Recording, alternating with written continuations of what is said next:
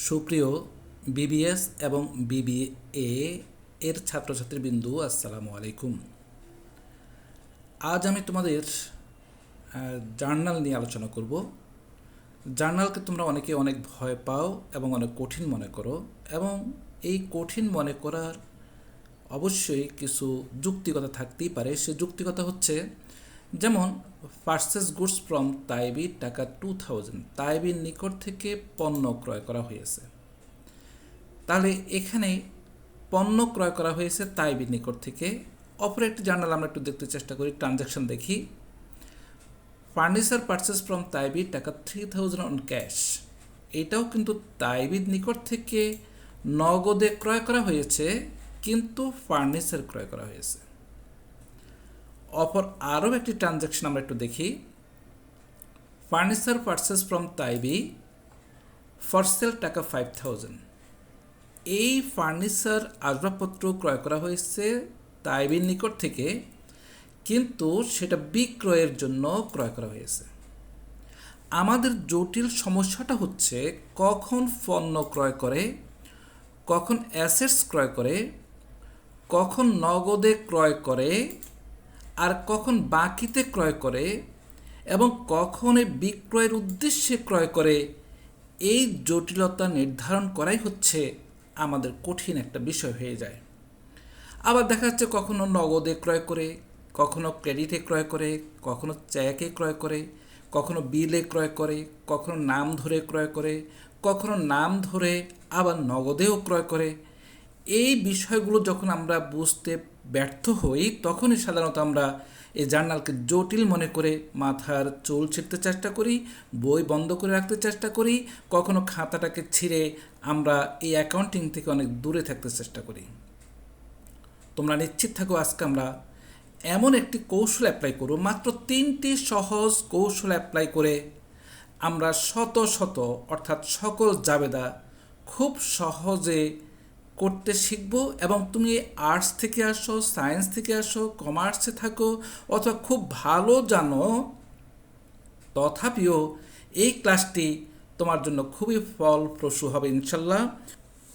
সুপ্রিয় বিবিএস এবং বিবিএ এর ছাত্রছাত্রীবৃন্দ, স্বপন্স এডুকেশনের পক্ষ থেকে তোমাদের সকলকে স্বাগতম। আজকে আমি তোমাদের প্রিন্সিপাল অফ অ্যাকাউন্টিং অথবা বেসিক অ্যাকাউন্টিং এর সেকেন্ড চ্যাপ্টার, খুব গুরুত্বপূর্ণ একটি টিউটোরিয়াল নিয়ে আলোচনা করবো ইনশাল্লাহ। সেই টিউটোরিয়ালটি হচ্ছে, আমাদের সেকেন্ড চ্যাপ্টারে আছে জার্নাল বা জাবেদা, লেজার, খতিয়ান এবং ট্রায়াল ব্যালেন্স বা রমিল। আমরা আজকে আলোচনা করব জার্নাল নিয়ে, এবং জার্নালকে বোঝার স্বার্থে আমি তোমাদের বোঝার স্বার্থে সহজ প্রক্রিয়ায় 3টি কৌশলের মাধ্যমে আজকে আমরা শিখব জার্নাল এর পারচেজ রিলেটেড শত শত বা সকল জাবেদা বা জার্নাল, মাত্র 3টি সহজ কৌশল। তো এই 3টি সহজ কৌশল তোমরা যে কেউ খুব সহজে বুঝতে পারবে যদি আমার এই টেকনিকটি তোমরা বুঝতে চেষ্টা করো। তবে এই টেকনিকটি নিঃসন্দেহে থাকো, তোমরা কোনো বই বা কোনো খাতায় হয়তো নাও পেতে পারো, তবে এটা আমি নিজে আমার দীর্ঘদিনের অভিজ্ঞতার প্রেক্ষিতে আমি তোমাদেরকে শেখাতে চেষ্টা করব। আশা করি তোমাদের উপকার হবে ইনশাল্লাহ। তো আমাদের জটিলতাটা কোথায়? আগে আমি একটু জটিলতা নিয়ে আলোচনা করি। তোমরা যখন জার্নাল করতে যাও, ততক্ষণ আমরা জানি 2টা পক্ষ অবশ্যই নির্ণয় করতে হবে। সে 2টা পক্ষ হচ্ছে, একটা ডেটর্স, একটা হচ্ছে ক্রেডিটর্স। আমরা জানি ডেটর্স শব্দ অর্থ হচ্ছে গ্রহীতা এবং ক্রেডিটর্স শব্দ অর্থ হচ্ছে দাতা। এখন গ্রহীতা বা সুবিধা গ্রহণকারী, এটাকে আমরা সহজে বুঝতে পারি সুবিধা গ্রহণকারী, আর ক্রেডিটর্স মানে দাতা বা সুবিধা প্রদানকারী। আমাদেরকে বুঝতে হবে এই সুবিধা গ্রহণকারী কি এবং সুবিধা প্রদানকারী কি। যেমন রহিম করিমকে 500 টাকা পরিশোধ করিল, এখানে সুবিধা গ্রহণকারীকে রহিম দিয়েছে করিমকে, করিম সুবিধা গ্রহণকারী, তাহলে করিম হচ্ছে এখানে ডেটর্স, কে দিয়েছে? রহিম দিয়েছে, রহিম হচ্ছে এখানে সুবিধা প্রদানকারী। সোজা কথা, একজন যখন আরেকজনকে দেয়, যিনি সুবিধা গ্রহণ করে তিনি হচ্ছে দাতা, তিনি হচ্ছে গ্রহীতা, আর যিনি দিচ্ছে তিনি হচ্ছেন দাতা। এখন আমাদের সমস্যাটা হলো যে এই দাতা এবং গ্রহীতা বের করাটা কঠিন হচ্ছে। যেমন আমি উদাহরণস্বরূপ দেখাচ্ছি, পারচেজ গুডস ফ্রম তাইবি টাকা 2000, তাইবির নিকট থেকে পণ্য ক্রয় করা হয়েছে। এখানে আমাদেরকে বুঝতে সমস্যা হয় এটা কি নগদে হলো নাকি বাকিতে হলো। আমাদেরকে বুঝতে হবে যখন কোনো নাম ধরে ক্রয় বা বিক্রয় হয় এবং যখন কোনো নগদের কথা উল্লেখ না থাকে তখনই বুঝতে হবে সেটা বাকি। তাহলে আমাদের সমস্যাটা হলো এটাকে আমি নগদ ধরবো নাকি বাকি ধরবো, এটা একটা জটিল সমস্যা আমরা পড়ি যখন অঙ্ক করতে যাই। আরেকটি ট্রানজ্যাকশনের কথা আমি বলি, ফার্নিচার পারচেজ ফ্রম তাইবি টাকা 3000 অন ক্যাশ, কিন্তু এখানে তাইবির নিকট থেকে ক্রয় করা হয়েছে সেটা বলা আছে, কিন্তু আবার এখানে ক্যাশও বলা আছে। তাহলে এখানে নামও দেওয়া আছে আবার ক্যাশও দেওয়া আছে। আমাদের সমস্যাটা হচ্ছে আমরা কখন নাম বুঝবো কখন নগদ বুঝবো। তাহলে বুঝতে হবে যখন কোনো কিছু ক্রয় করা হয় এবং এই ক্রয়ের ক্ষেত্রে নাম থাকা সত্ত্বেও যদি নগদ থাকে তাহলে নগদান হিসেবে ধরে নিতে হবে, অর্থাৎ নগদ টাকায় ধরে নিতে হবে। এখানে নামের কোনো প্রায়োরিটি বা অস্তিত্ব থাকবে না। এখন প্রশ্ন হলো আমরা এখানে ক্রয় করেছি গুডস পণ্য ক্রয় করেছি, আবার এখানে ক্রয় করেছি ফার্নিচার মানে সম্পত্তি। এখন আমাদেরকে বুঝতে হবে কখন গুডস হয় কখন ফার্নিচার হয়। আমাদের জটিলতাটা হচ্ছে আমরা গুডস কখন হবে সেটা বুঝি না, আবার কখন সম্পত্তি হবে সেটা আমরা বুঝি না। আবার যদি একটা ট্রানজ্যাকশন আমি বলি furniture purchase from Taibi for sale, তাহলে এখানে দেখা গেছে আমরা তাইবির নিকট থেকে একটি সম্পত্তি অর্থাৎ একটি আসবাবপত্র ক্রয় করেছি বিক্রয়ের জন্য। এখন আমি এটাকে কি গুডস ধরবো নাকি ফার্নিচার ধরবো? আমাদের এই জটিল সমস্যাগুলোকে নিয়ে আমি তোমাদের আজকের এই ক্লাসটিকে মাত্র 3টি টেকনিক সাজাবো। 3টি টেকনিকের যে কেউ তোমরা ইনশাআল্লাহ বুঝতে পারবে আশা করি। তবে তোমরা ধৈর্য সহকারে ক্লাসটি বুঝতে চেষ্টা করো। তোমরা অমনোযোগী না হয়ে ক্লাসটি আমি কি টেকনিক দিচ্ছি সেটাকে বুঝতে চেষ্টা করলে আশা করি তুমি যে কেউ হও না কেন, যত দুর্বল ছাত্রই হও না কেন, ইনশাল্লাহ তোমরা বুঝবে। তোমাদের আরও কিছু বোঝার বা আমরা সাধারণত সচরাচর ক্লাসে বা প্রাইভেটে যে সমস্যাগুলো নিয়ে আলোচনা করি বা যেগুলো নিয়ে আমরা শিখতে চেষ্টা করি, যে টেকনিক নিয়ে শিখতে চেষ্টা করি, সেগুলো হয়তো আমাদের জন্য একটু জটিল হয়ে যায়। যেমন উদাহরণস্বরূপ আমি জটিলতা নিয়ে একটু আলোচনা করি তোমাদের। অ্যাসেটস বা সম্পদ, অ্যাসেটস কখনো ইনক্রিজ হয়, ইনক্রিজ হলে কিন্তু রুলস ডেবিট হবে, কিন্তু ডিক্রিজ হলে ক্রেডিট হয়। এটা কিন্তু আমরা আমাদের টিচাররা বলছে, প্রাইভেটে বলছে, বইয়েও কিন্তু এই কথাটা বলা আছে। এখন আমাদের জটিল সমস্যাটা হলো কখন অ্যাসেটস ইনক্রিজ হবে কখন ডিক্রিজ হবে, আমরা এই বিষয়টাই বুঝতে পারছি না। তাহলে এটাকে আমরা কিন্তু সহজ টেকনিক অ্যাপ্লাই করব। যেমন লাইব্রেরিটি, আমরা বুঝি না লাইব্রেরিটি কী, তাহলে লাইব্রেরিটি যখন ইনক্রিজ হয় তখন ক্রেডিট হয়, এখানে কিন্তু ইনক্রিজ হলে ডেবিট হয়েছে, এখানে কিন্তু ক্রেডিট হয়েছে। আবার ডিক্রিজ, লাইব্রেরিটি যখন ডিক্রিজ হয় তখন ডেবিট হয়। তদ্রূপভাবে এক্সপেন্স বা খরচ, এখন এক্সপেন্স যখন ইনক্রিজ হয় তখন ডেবিট হয়, এক্সপেন্স যখন ডিক্রিজ হয় তখন ক্রেডিট হয়। জটিলতাটা কোথায় জানো? জটিলতাটা হচ্ছে আমরা কোনটা এক্সপেন্স আর কোনটা অ্যাসেটস কোনটা লাইব্রেরিটি সেটাই আমরা বুঝতে পারি না। আমরা ইনশাল্লাহ আজকের পর থেকে কোনো সমস্যা আমাদের সৃষ্টি হবে না। কখনো ইনকাম, যখন ইনকাম হয় তখন ইনক্রিজ হলে ক্রেডিট হয়, ডিক্রিজ হলে ডেবিট হয়। এবার আসো ওনার্স ইকুইটি, ওনার্স ইকুইটি যখন ইনক্রিজ হয় তখন ক্রেডিট হবে, আবার ওনার্স ইনক্রিজ যখন ডিক্রিজ হয় তখন ডেবিট হবে। এখন তোমরা যারা সমস্যা ভোগো সেটা হলো এই ওনার্স ইকুইটিকে, এটাই তো আমি বুঝছি না। যখন আমি ওনার্স ইকুইটি ক্যালকুলেশন করতে পারি না তখনই আমাদের এই সমস্যাটা সৃষ্টি হয়। আশা করি আমরা খুব সহজে এই যে সহজ টেকনিক অ্যাপ্লাই করব সেই টেকনিকগুলোর মাধ্যমে আমরা সকল সমস্যার সমাধান করতে পারবো। তো তোমরা মনোযোগ সহকারে বুঝতে চেষ্টা করো। আমি বলেছিলাম ক্রয় সংক্রান্ত সকল জাবেদাগুলো আমরা এখন করব মাত্র 3টি টপিক্সের মাধ্যমে। সেই 3টি টপিক্স কি আমাদেরকে বুঝতে হবে, গুডস কি, অ্যাসেটস কি, এবং অ্যাসেটস পারচেস ফর সেল, এই সম্পদ অর্থাৎ এই সম্পদটা বিক্রয়ের জন্য যখন ক্রয় হয় তখন কি হয়। তাহলে আমি বলতে চাচ্ছি গুডস বা পণ্য ক্রয় করলে কি হয়, কখন গুডস বা পণ্য হবে, অ্যাসেটস বা সম্পদ ক্রয় করলে কি হবে এবং কখন অ্যাসেটস হবে, আর যখন কোনো সম্পত্তি বিক্রয়ের জন্য আমরা ক্রয় করি তখন কি হবে। আমি একদম সহজ কথা তোমাদেরকে বলি এবং আরও ডিটেলসে নিয়ে আলোচনা করব। গুডস যদি আমরা ক্রয় করি সব সময় পারচেজ অ্যাকাউন্ট ডেবিট হবে। অ্যাসেটস যদি আমরা ক্রয় করি সবসময় ওই অ্যাসেটসের নাম সবসময় ডেবিট হবে। কিন্তু যদি কোনো অ্যাসেটস আমরা বিক্রয়ের জন্য ক্রয় করি, তাহলে সেটা অ্যাসেটস হিসাবে গণ্য হবে না, সেটা গুডস বা পণ্য হিসাবে গণ্য হবে এবং তখন পারচেজ অ্যাকাউন্ট ডেবিট হবে। আমার মনে হয় তোমরা আমার টেকনিকটা বুঝে ফেলেছ। গুডস যখন ক্রয় করবে তখন কি হবে? পারচেজ অ্যাকাউন্ট ডেবিট হবে। অ্যাসেটস যখন ক্রয় করব তখন অ্যাসেটসের নাম, যেই অ্যাসেটস ক্রয় করব সেটা ডেবিট হবে। ফার্নিচার হলে ফার্নিচার, ল্যান্ড হলে ল্যান্ড, বিল্ডিং হলে বিল্ডিং অ্যাকাউন্ট ডেবিট হবে। আর যখন কোনো অ্যাসেটস বিক্রয়ের জন্য ক্রয় করা হয় তখন ওই অ্যাসেটসের নাম হবে না, তখন এটাকে গুডস হিসাবে ধরতে হবে, তখন পারচেজ অ্যাকাউন্ট ডেবিট হবে।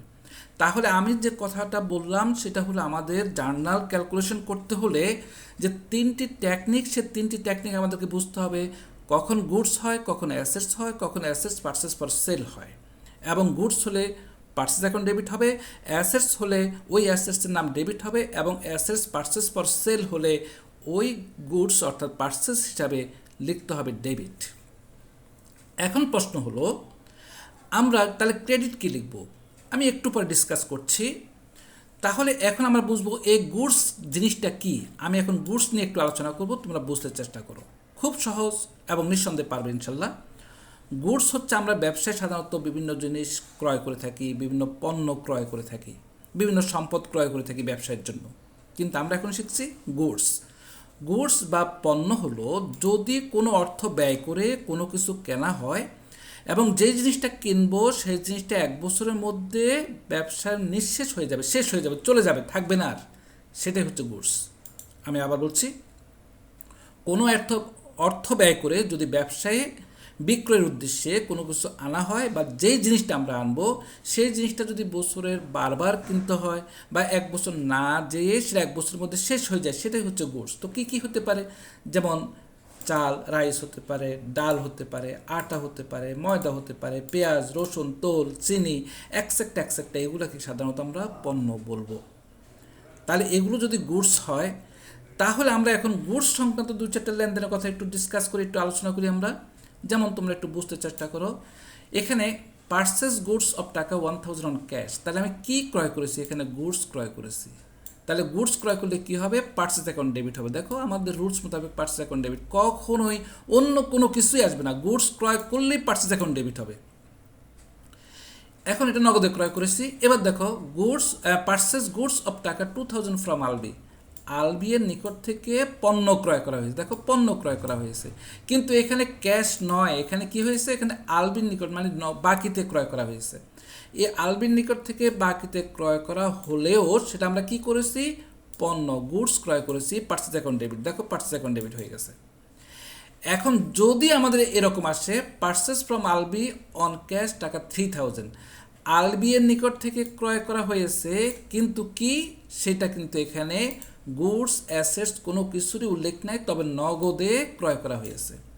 যদি এই রকম কোনো কিছু উল্লেখ না থাকে তাহলে সেটাকে পণ্য বা গুডস ধরে নিতে হবে, তখনও পারচেজ অ্যাকাউন্ট ডেবিট হবে। দেখো পারচেজ অ্যাকাউন্ট ডেবিট হলো, পারচেজ অ্যাকাউন্ট ডেবিট। তাহলে আমরা গুডস বুঝে ফেললাম। গুডস বা পণ্য হচ্ছে 1 বছরের মধ্যে যদি কোনো কিছুর অস্তিত্ব বিলীন হয়ে যায় তখন সেটাকে পণ্য বলে।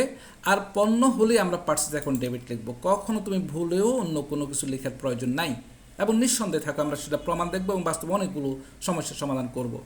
এবার আসো আমরা অ্যাসেটস। অ্যাসেটস মানে সম্পদ। তো সম্পদটা কি সেটা বুঝতে হবে, শুধু এই জাবেদার জন্য নয়, পুরো অ্যাকাউন্টিং জগতের, পুরো কমার্স জগতের এই গুডস অ্যাসেটস এগুলো আমাদের জানতেই হবে, অন্যথায় আমরা প্রতিটা ক্ষেত্রেই ভুল করে ফেলবো।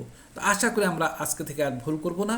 এবার অ্যাসেটস কাকে বলে সেটা দেখো। আমি একটু আগে বলেছিলাম যদি কোনো অর্থ ব্যয় করে কোনো কিছু কেনা হয় এবং সেটা 1 বছরের মধ্যে শেষ হয়ে যায় সেটাকে গুডস বা পণ্য বলে। কিন্তু অ্যাসেটস কাকে বলে?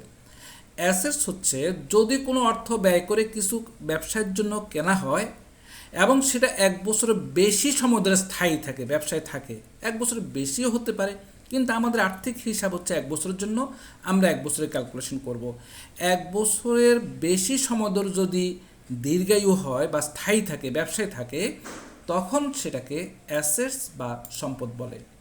এমন 2-1টা জিনিসের নাম বলি আমরা, যেমন ফার্নিচার বা আসবাবপত্র, বিল্ডিং, এটাও কিন্তু সম্পদ। যেমন এখানে কম্পিউটার, এটাও একটা ব্যবসার জন্য সম্পদ। ল্যান্ড, এটাও কিন্তু একটা সম্পদ। এছাড়া কিন্তু আরও কিছু সম্পদ আছে, সেগুলোকে তরল সম্পদ বা লিকুইডিটি সম্পদ বলা হয়, বা চলতি অ্যাসেটস বা কারেন্ট অ্যাসেট বলা হয়, যেমন cash in hand, cash at bank, accounts receivable. কেন এগুলোকে সম্পদ বলা হয়? এই সম্পদগুলো যতক্ষণ পর্যন্ত আমার ক্যাশে টাকা থাকবে ততক্ষণ পর্যন্ত আমার সম্পদ আছে। যতক্ষণ পর্যন্ত আমি তৃতীয় কারো পক্ষের নিকট টাকা পাবো ততক্ষণ পর্যন্ত আমার সম্পদ আছে। যতক্ষণ পর্যন্ত আমার টাকা ব্যাংকে জমা আছে ততক্ষণ পর্যন্ত আমার সম্পদ আছে। এই সম্পদটা যে কোনো মতো চলে যেতে পারে, কিন্তু যতক্ষণ থাকবে ততক্ষণ সেটা অ্যাসেট হিসাবে গণ্য হবে। তো এখন আসছে আমাদের এই যে অ্যাসেটস, এই অ্যাসেটসগুলো আমরা ক্যাশে ক্রয় করতে পারি, আমরা ক্রেডিটে ক্রয় করতে পারি, চেকে ক্রয় করতে পারি, বিলে ক্রয় করতে পারি। যেভাবেই ক্রয় করি না কেন, যদি অ্যাসেটস ব্যবসায় ক্রয় করা হয়, আনা হয়, তাহলে অবশ্যই আমরা ওই অ্যাসেটসের নামটা সবসময় ডেবিট লিখব। তাহলে গুডস হলে সবসময় আমরা পারচেজ অ্যাকাউন্ট ডেবিট লিখব। যদি অ্যাসেটস হয়, ফার্নিচার, বিল্ডিং, ল্যান্ড, কম্পিউটার এগুলো হয়, তখন ওই অ্যাসেটসের নামটা আমরা ডেবিট লিখব। তাহলে এখন আসি আমরা একটু উদাহরণের মাধ্যমে আমরা একটু দেখি। যেমন number 1, purchase office furniture for টাকা 4000। কী করা হলো? অফিসের জন্য ফার্নিচার আসবাবপত্র ক্রয় করা হলো 4000 টাকা দিয়ে। তাহলে এখন আমি বলেছিলাম যদি অ্যাসেটস হয়, ফার্নিচারটা অ্যাসেটস হলে অ্যাসেটসের নাম হবে, তাহলে ফার্নিচার অ্যাকাউন্ট ডেবিট। আর কি হলো ক্রেডিট, কী হবে আমি একটু পরে ডিসকাস করছি। আমি ডেবিটটা তোমাদেরকে নিশ্চিত করে দিচ্ছি।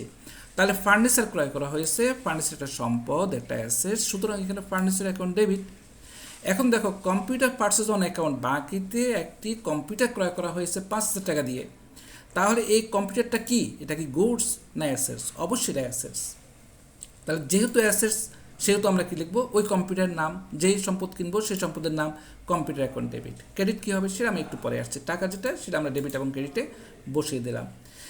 এবার আসি আমরা কিছু এক্সেপশন, কিছু ব্যতিক্রম রুলস আছে, সেই রুলসটা আমরা একটু দেখি। আমি 3টা কন্ডিশনের কথা বলেছি। একটা কন্ডিশন হচ্ছে গুডস, একটা হচ্ছে অ্যাসেটস, এখন হচ্ছে ব্যতিক্রম। তো ব্যতিক্রমটা কী হতে পারে?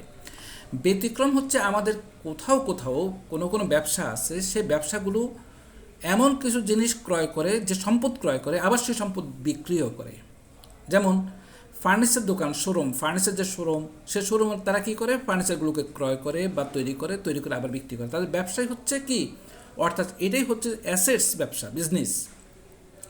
কিছু ইলেকট্রনিক্স শোরুম আছে যেগুলো সাধারণত টিভি, ফ্রিজ, এয়ার কন্ডিশন এগুলো তারা ক্রয় করে আবার বিক্রি করে। তাহলে এখানে কিন্তু এগুলো ব্যবসার জন্য স্থায়ীভাবে আনা হয় না, সুতরাং এগুলোকে সবসময় আমরা গুডস হিসাবে ধরবো। তাহলে আমি বুঝতে চাচ্ছি, যদি কোনো সম্পদ বিক্রয়ের উদ্দেশ্যে ক্রয় করা হয় তখন সেটাকে গুডস হিসাবে ধরতে হবে, এবং সেটা অবশ্যই ডেবিট কী হবে? সেটা পারচেজ অ্যাকাউন্ট ডেবিট হবে। তাহলে যদি ফার্নিচার পারচেজ ফর সেল, বিক্রয়ের জন্য যদি আসবাবপত্র ক্রয় করা হয়, তাহলে সেখানে আমরা কী লিখবো? আমরা ফার্নিচার লিখবো নাকি পারচেজ লিখবো? কখনই আমরা ফার্নিচার লিখবো না, আমরা ওখানে কী লিখবো? পারচেজ লিখবো। যেমন ফার্নিচার পারচেজ অন ক্যাশ টাকা 10,000 ফর সেল, তাহলে এখানে আমরা কিন্তু পারচেজ লিখেছি। কেন লিখেছি? যেহেতু সে বিক্রয়ের জন্য সম্পদ ক্রয় করেছে। এবার আসি আমরা, কোনো পণ্য যদি নাম ধরে ক্রয় করা হয়, যেমন স্টেশনারি পারচেজ, তো স্টেশনারি পারচেজ হলে যে কোনো পণ্য নাম ধরে ক্রয় করা হলে ওই পণ্যের নামটা ডেবিট হবে। তখন আর শুধু পারচেজ অ্যাকাউন্ট ডেবিট হবে না। যদি কোনো পণ্যের নাম ধরে ক্রয় করা হয়, পণ্য হতে হবে, স্টেশনারি সাধারণত 1 বছরের মধ্যে শেষ হয়ে যায়, নিঃশেষ হয়ে যায়। সুতরাং এই ক্ষেত্রে আমরা কী করব? আমরা ওই স্টেশনারি বা ওই পণ্যের নামটাকে ডেবিট লিখব। যেমন আমরা একটু দেখে নিচ্ছি, স্টেশনারি পারচেজ, এখন স্টেশনারি অ্যাকাউন্ট ডেবিট।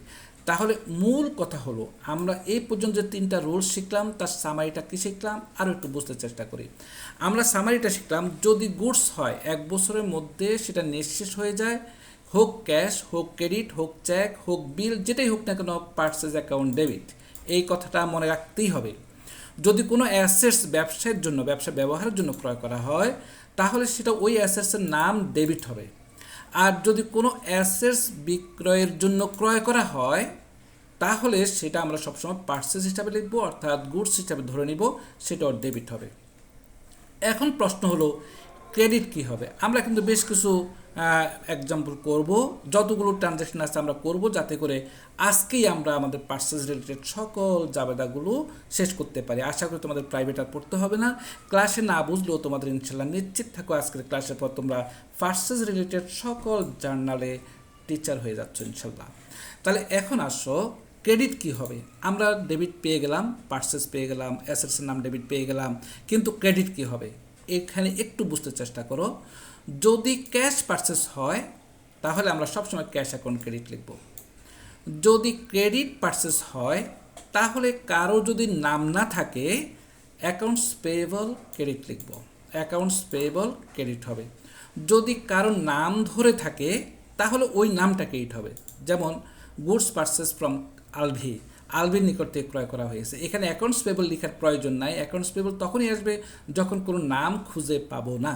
কিন্তু এখানে আলবির নিকট থেকে ক্রয় করা হয়েছে, purchase account debit, Albi account credit হবে যদি নাম ধরে হয়। যদি চেকে কোনো ক্রয় করা হয় তাহলে চেকের লেনদেনটা কিন্তু আমার থেকে যাচ্ছে না, এই ট্রানজ্যাকশনটা যাচ্ছে ব্যাংক থেকে টাকা যাচ্ছে, আমার কাছে আসছে কি পণ্য, তাহলে পার্সেস অ্যাকাউন্ট আমি ডেবিট পেয়ে গেলাম, তাহলে ক্রেডিট কি হবে? ব্যাংক থেকে টাকা যাচ্ছে, এই জন্য ব্যাংক অ্যাকাউন্ট ক্রেডিট হবে। তদ্রূপভাবে যদি বিলে কোনো ক্রয় করা হয় তাহলে বিলস পেয়েবল অ্যাকাউন্ট সবসময় ক্রেডিট হবে। তাহলে এই রুলসটার উপরে ভিত্তি করে আমরা এখন বেশ কিছু জার্নাল ইনশাল্লাহ সমাধান করব, এবং সকল জার্নালগুলো আমরা চেষ্টা করব এখানে সমাধান করার জন্য। বাকিটা তোমরা নিজেরা সকল সমস্যার সমাধান করতে পারবে। সুপ্রিয় শিক্ষার্থীগণ, তাহলে আমরা এখন পার্সেস রিলেটেড সকল জার্নালগুলো করব, এবং এই করার পর আমরা ডিসিশন নেব এবং দেখব, পর্যবেক্ষণ করব বিগত ইউনিভার্সিটির যে কোশ্চেনগুলো হয়েছে চূড়ান্ত পরীক্ষার সকল জার্নালগুলো এখন থেকে তোমরা নিঃসন্দেহে পারবে। তাছাড়া যে কোনো বইয়ের পার্সেস রিলেটেড সকল জার্নাল ইনশাল্লাহ তোমরা সমাধান করতে পারবে। তাহলে আসো আমরা এই সমস্যাগুলোর সমাধান করি। ট্রানজ্যাকশন হচ্ছে 1, পার্সেস গুডস অফ টাকা 1000 অন ক্যাশ। তাহলে আমরা জানি গুডস ক্রয় করেছে, পণ্য ক্রয় করেছে, আর সেটা ক্যাশে ছিল। পণ্য ক্রয় করলে পার্সেস অ্যাকাউন্ট ডেবিট, আর ক্যাশে হয়েছে এই জন্য ক্যাশ অ্যাকাউন্ট ক্রেডিট। টাকা 1000 এবং এই 1000 হয়ে গেল। নাম্বার 2, তোমরা নিজেরা আমার সাথে সলিউশন করো। পার্সেস গুডস অফ টাকা 2000 অন অ্যাকাউন্ট অথবা ক্রেডিট। দেখো, পণ্য ক্রয় করেছে 2000 টাকার, বাকিতে অথবা ধারে। তাহলে আমরা জানলাম যে আমাদের রুলসটা কী ছিল। পণ্য যদি ক্রয় হয়, গুডস যদি পার্সেস হয়, পার্সেস অ্যাকাউন্ট ডেবিট, আর অন অ্যাকাউন্ট হলে নাম না থাকলে অ্যাকাউন্টস পেয়েবল ক্রেডিট। দেখো এখানে কোনো নাম নাই, কিন্তু গুডস পার্সেস হয়েছে, তাহলে 2 নম্বর পার্সেস অ্যাকাউন্ট ডেবিট, নাম না থাকার কারণে অ্যাকাউন্টস পেয়েবল ক্রেডিট হয়, অ্যাকাউন্টস পেয়েবল ক্রেডিট, টাকা 2000, ক্রেডিটও 2000। এবার তোমরা বলো নাম্বার 3 কী হবে? ইকুইপমেন্ট মানে যন্ত্রপাতি। যন্ত্রপাতি কি ব্যবসায় 1 বছরের মধ্যে শেষ হয়ে যায় নাকি 1 বছরের বেশি সময় ধরে থাকে? তাহলে ইকুইপমেন্ট সাধারণত যন্ত্রপাতি, যে কোনো যন্ত্রপাতি 1 বছরের বেশি সময় ধরে থাকে, দীর্ঘ সময় থাকে, তাহলে আমাদের প্রয়োজন 1 বছর। ইকুইপমেন্ট পার্সেস ফর ক্যাশ টাকা 3000, অর্থাৎ যন্ত্রপাতি নগদে ক্রয় করা হয়েছে 3000 টাকার। তাহলে যেহেতু ইকুইপমেন্ট সম্পদ, সেহেতু ওই ইকুইপমেন্টের নামটা আমরা লিখব। সম্পদ হলে ওই সম্পদের নাম ডেবিট লিখতে হয়। তাহলে ইকুইপমেন্ট অ্যাকাউন্ট ডেবিট, ক্যাশে ক্রয় করা হয়েছে, ক্যাশ অ্যাকাউন্ট ক্রেডিট, টাকা 3000। নাম্বার 4, ফার্নিচার পার্সেস ফ্রম মিল্লাত টাকা 4000, আসবাবপত্র মিল্লাত থেকে ক্রয় করা হয়েছে।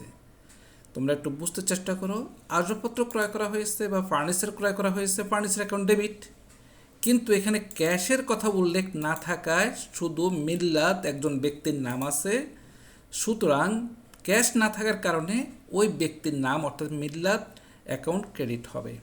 নাম্বার 5, গুডস ওয়ার্থ টাকা 3000 ওয়ার পার্সেস অন ক্যাশ। কি বললো? পণ্য ক্রয় করা হয়েছে কত টাকা মূল্যের, অর্থাৎ 3000 টাকা মূল্যের অন ক্যাশ, ক্যাশে, অ্যান্ড এবং টাকা 2000 ওয়ার পার্সেস অন অ্যাকাউন্ট। আরও 2,000 টাকার ক্রয় করা হয়েছে, সেটা কিন্তু বাকিতে। তাহলে আমরা বুঝলাম গুডস মানে পণ্য ক্রয় করছে, তাহলে পণ্য ক্রয় করলে পার্চেজ অ্যাকাউন্ট ডেবিট হয়। দেখো পার্চেজ অ্যাকাউন্ট ডেবিট। এখন ক্যাশে ক্রয় করা হয়েছে 3,000, তাহলে ক্যাশ অ্যাকাউন্ট ক্রেডিট। ক্যাশে হলে ক্যাশ অ্যাকাউন্ট ক্রেডিট হয়, ক্যাশ অ্যাকাউন্ট ক্রেডিট 3,000। আর অন অ্যাকাউন্ট বাকিতে ক্রয় করা হয়েছে, যেহেতু কোনো ব্যক্তির নাম নাই, নাম না থাকলে অ্যাকাউন্টস পেয়েবল লিখতে হয় আমরা জানি, তাহলে অ্যাকাউন্টস পেয়েবল ক্রেডিট টাকা 3,000। আমার মনে হয় আমরা সকলে জার্নালগুলো বুঝতেছি এবং পারতেছি। দেখো পার্চেস রিলেটেড সকল জার্নালগুলো আমরা সমাধান করছি এবং তোমরা আমার সাথে করো। Number 6, cash purchase from Jamil টাকা 6,000। দেখো আগে নগদও ছিল কিন্তু বাকিতে ছিল, কিন্তু ক্রেডিটের যাত্রী ক্রয় করা হয়েছে সেখানে নাম ছিল না। এখানে কিন্তু ক্যাশ পার্চেস ফ্রম জামিল টাকা 6,000, জামিলের নিকট থেকে নগদে ক্রয় করা হয়েছে। দেখো ক্যাশও আছে আবার জামিলও আছে।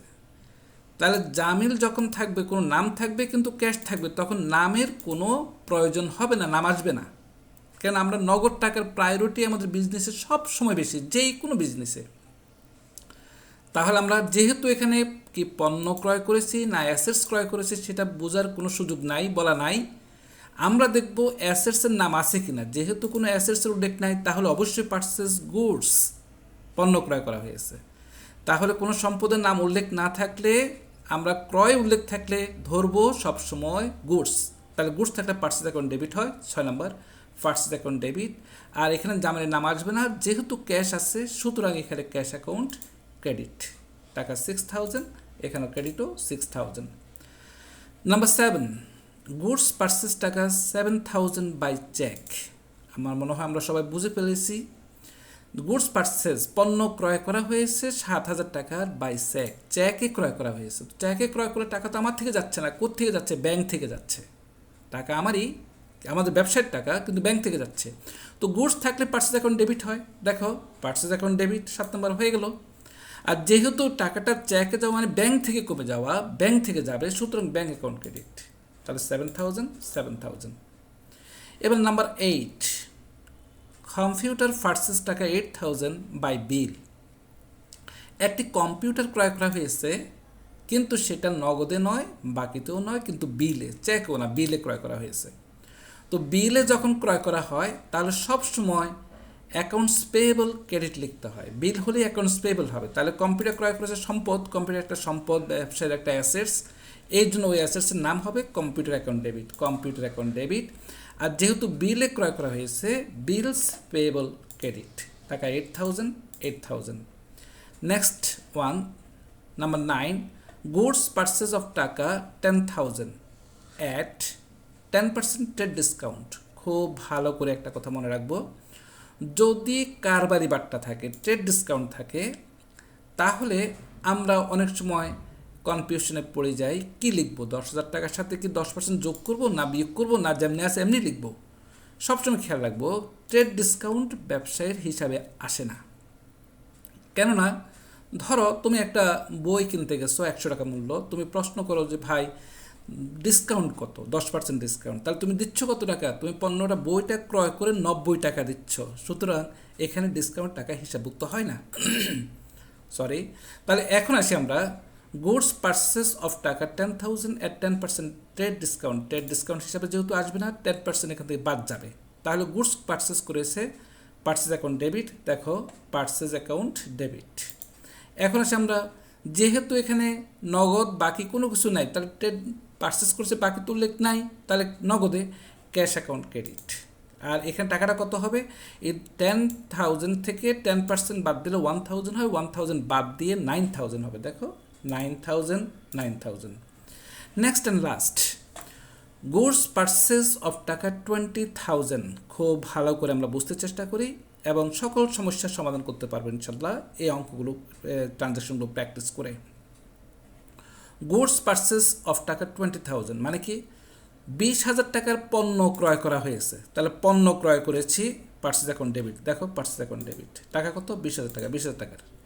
এবার আসো অন ক্যাশ, ক্যাশে দিয়েছি আমরা কত টাকা? 10,000। দেখো ক্যাশ অ্যাকাউন্ট 10,000, যেহেতু ক্যাশ উল্লেখ আছে।